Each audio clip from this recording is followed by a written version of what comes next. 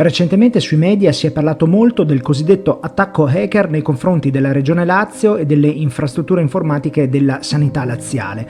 Di che cosa si tratta esattamente? Dunque, intanto partiamo da notizie di stampa, da comunicazioni fatte dagli enti regionali del Lazio, dai vari responsabili. Un attacco CryptoLocker, quindi un software che cripta i dati e dopodiché gli hacker chiedono un riscatto per fornire, i dati nel formato originale. Tanti quotidiani hanno parlato di un buon esito di questa vicenda, ma in realtà, secondo molti osservatori, le cose starebbero ben diversamente. Come mai? Le polemiche sono sostanzialmente legate a due aspetti che hanno molto sorpreso. Il primo aspetto è stato il fatto che un attacco del genere sia avvenuto e abbia praticamente azzerato le funzionalità di un sito regionale. Le altre polemiche invece riguardano il fatto che magicamente a un certo momento sembra essere apparso la possibilità di recuperare i dati in un modo che francamente è abbastanza sorpreso, perché di solito gli hacker, quando fanno questi attacchi, curano in modo abbastanza maniacale la recuperabilità dei dati da parte della vittima in autonomia. Come mai il fatto che una copia di sicurezza dei dati trafugati non fosse immediatamente disponibile ha scatenato così tante polemiche? Quello che ha colpito molto gli addetti ai lavori è il fatto che un attacco del genere possa essere avvenuto in un'infrastruttura regionale quindi di questa importanza strategica, operativa, eccetera, perché un attacco di questo tipo avviene in talmente tante occasioni che in qualunque infrastruttura si prendono dei provvedimenti per correre ai ripari nel momento in cui dovesse accadere questo tipo di attacchi. Quindi l'attenzione ai backup recuperabili è solitamente massima. In questa infrastruttura lo dovrebbe essere anche proprio per strette necessità normative e invece non è successo. A fronte di un episodio del genere io chiederei immediatamente chiarezza riguardo a cosa non è stato fatto e a perché non è stato fatto per mettere sotto tutela questi dati che sono ovviamente molto importanti. Quando si parla di database, quando si parla in generale di gestione informatica dell'apparato sanitario delle regioni, parliamo di capitoli di spesa anche.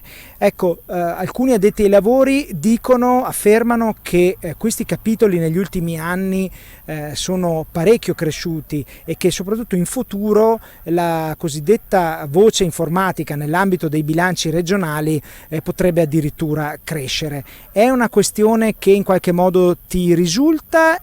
Dentro questi database ci sono informazioni veramente di grande importanza, quindi sia dal punto di vista della tutela, quindi dell'evitare che le informazioni prendano il volo, sia ovviamente dal punto di vista operativo, cioè non trovarsi senza poter utilizzare dei dati perché sono stati criptati.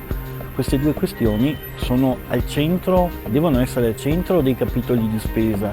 Quindi se da una parte si incrementa la spesa perché c'è bisogno di nuovi servizi, bisogna altrettanto e direi molto di più preoccuparsi di mantenere questi dati al sicuro.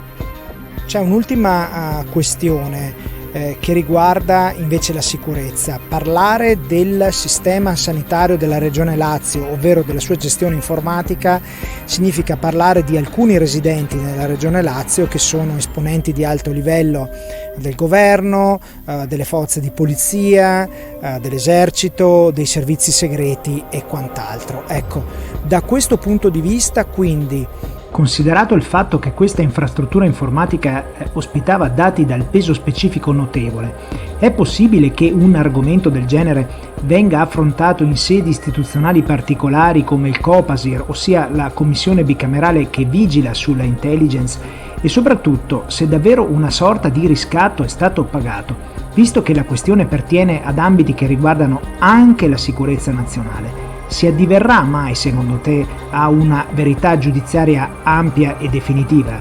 Dunque, Intanto bisogna ricordarsi che questo attacco non ha colpito solo la parte sanitaria, ha colpito l'intero sito della regione, quindi tutta l'infrastruttura regionale è stata abbattuta dal punto di vista operativo e dal punto di vista dei dati. Quindi immaginiamoci cosa voglia dire, non so, l'assenza di documenti relativi, non so, a delle opere in via di realizzazione, appalti. Quindi l'attacco ha veramente scardinato le funzionalità di una regione, oltre che della sua componente sanitaria. Chiaramente nei dati sanitari di questa regione ci sono tutte le informazioni sanitarie che riguardano le persone anche di altre regioni che fanno parte del governo, delle infrastrutture, sicuramente dei servizi e di tutte quelle che sono le parti aggiuntive che riguardano il governo.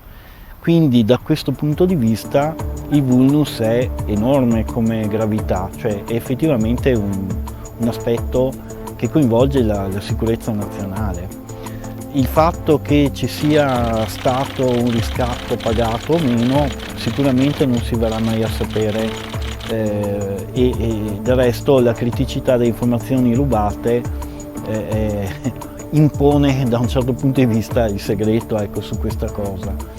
Vedremo, forse in futuro si riuscirà a sapere qualcosa di più, però è una cosa certa che dove non c'è un salvataggio di dati, dove non c'è la possibilità di recuperare dei dati da dei backup predisposti nel modo corretto, e questo è evidente che nella regione non era così, non si è che obbligati o a restare senza dati, cosa che è impossibile per una struttura così importante, oppure si è costretti a pagare il riscatto. Poi sicuramente se questo avviene, se è avvenuto, lo sarà attraverso dei canali non ufficiali, perché comunque pagare il riscatto è anche questo un reato e certo un ente non può fare una cosa del genere senza doverne rispondere.